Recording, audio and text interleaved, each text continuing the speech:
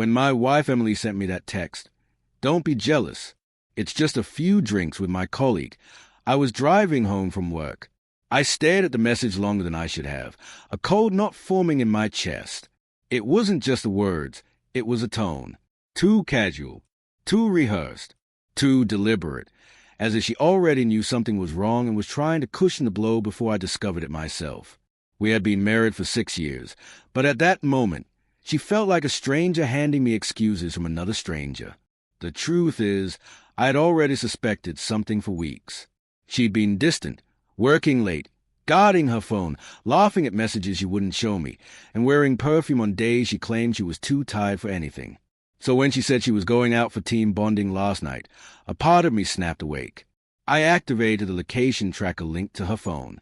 I didn't want to accuse her without evidence, but that night, the proof practically walked into my lap. I parked outside the upscale restaurant she claimed was just for a quick drink and waited. I expected maybe some harmless flirting at worst, but what I saw through the glass made my stomach drop.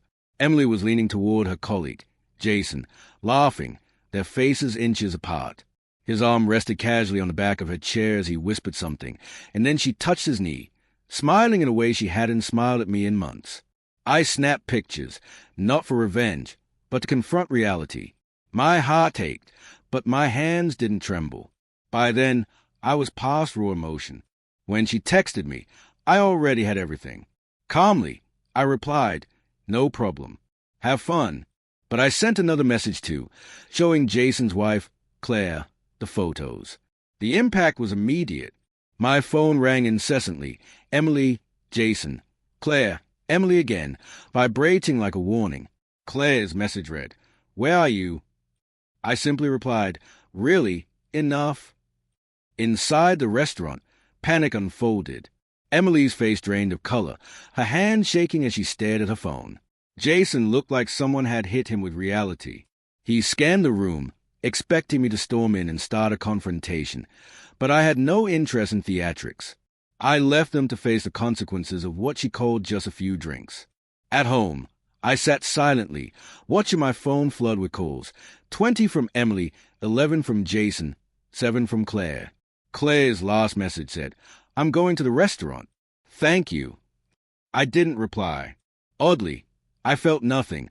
Heartbreak doesn't always erupt. Sometimes it just shuts everything off. When Emily finally returned an hour later, she collapsed into tears. She fell to her knees as soon as she saw me. "Please, listen. It's not what it looks like." I forced a bitter smile. "Emily," I said quietly, "I was there." Her tears doubled. It was just drinks. He's going through a divorce.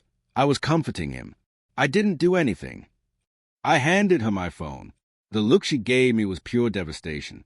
Her excuses vanished. She stared at the photos like they were a sentence. I asked one simple question. Were you comforting him or replacing me? She couldn't answer, only sobbing. Meanwhile, Claire kept calling, breathless when I finally picked up. "I'm at the restaurant." Jason locked himself in the bathroom. He's terrified. I replied softly, "Good.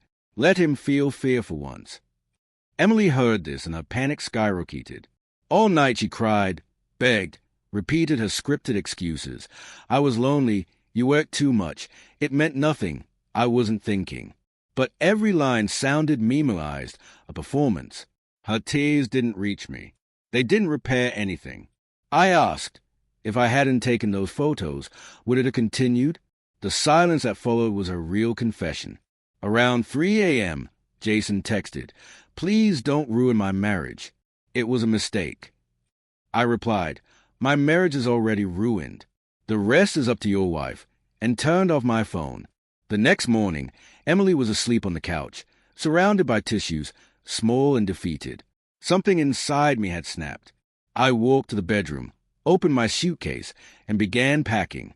She woke instantly, ran toward me, screaming, "Please don't leave. We can fix this. I'll quit my job. I'll cut him off. I'll do anything." I didn't raise my voice. "Emily, you're not begging because you love me. You're begging because you got caught." Her face said it all. Guilt, panic, fear, but not love, not remorse, just consequences. I walked out. She grabbed my arm, sobbing, "Please, I love you." But love without loyalty is just noise. I left without looking back. Within 24 hours, Jason's wife filed for divorce. She texted me, "Thank you for showing me the truth. It hurts, but I'd rather hurt than live a lie." I didn't feel victorious or justified, only empty. That emptiness, the kind that comes after you stop fighting for someone who stopped fighting for you long ago, stayed with me. 3 months later, I sit in my new apartment. Life has stabilized. The raw pain has faded. But one truth remains. Betrayal doesn't always break you. Sometimes it frees you, and the person you become afterward is the one you were meant to be all along.